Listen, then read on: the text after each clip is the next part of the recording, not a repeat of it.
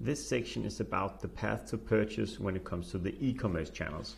But before we go into the actual model and concept itself on the path to purchase for e-commerce channels, we're just going to remind ourselves what the e-commerce channels actually were.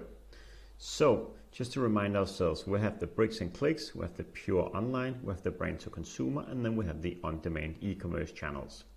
The first one was bricks and clicks, and this is really when an omni-channel retailers that combine traditional retail with seamless integration of e-commerce to deliver e-retail. So when you have both physical stores and also e-retail and online presence. Then we have pure online, which are pure play single channel retailer with focus on e-commerce. And pure play basically means a company that focuses solely on a particular product or activity. Then we have the brand to consumer, which is a single channel retailer with focus on brand to consumer and peer-to-peer marketplace e-commerce. And then we have on-demand e-commerce channel. This is a single channel retailer with a focus on the last mile through immediate on-demand e-commerce. And we have examples for each of the channels right here. So now let's take a look at the path to purchase in e-commerce.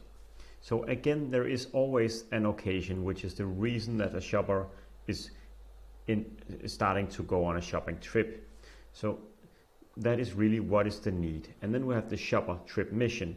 That is how the shopper is behaving. And then there is the website, which is where do they go to purchase.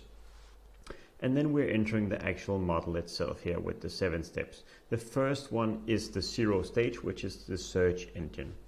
So obviously you're going to find your website through the search engine or through the, if you know it directly, you can also just type it, of course. And then the first step is really that you're entering the home page of the website.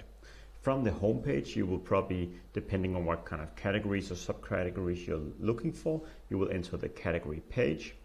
Sometimes you might also be able to go straight into the product, depending on how the website is looking. But usually you would go through the different kind of categories if you don't know exactly what you're looking for.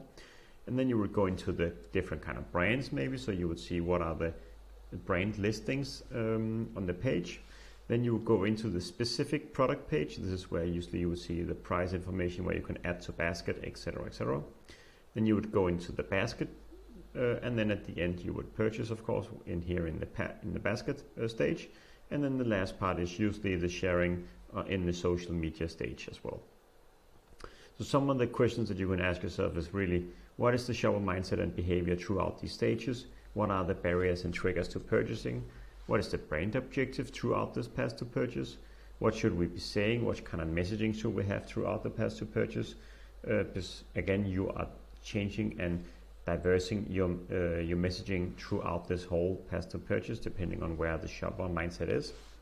And what are the kind of touch points? What are also kind of POSM that we can create online to entice the shoppers to enter the product page with your brand and put your brands in the basket.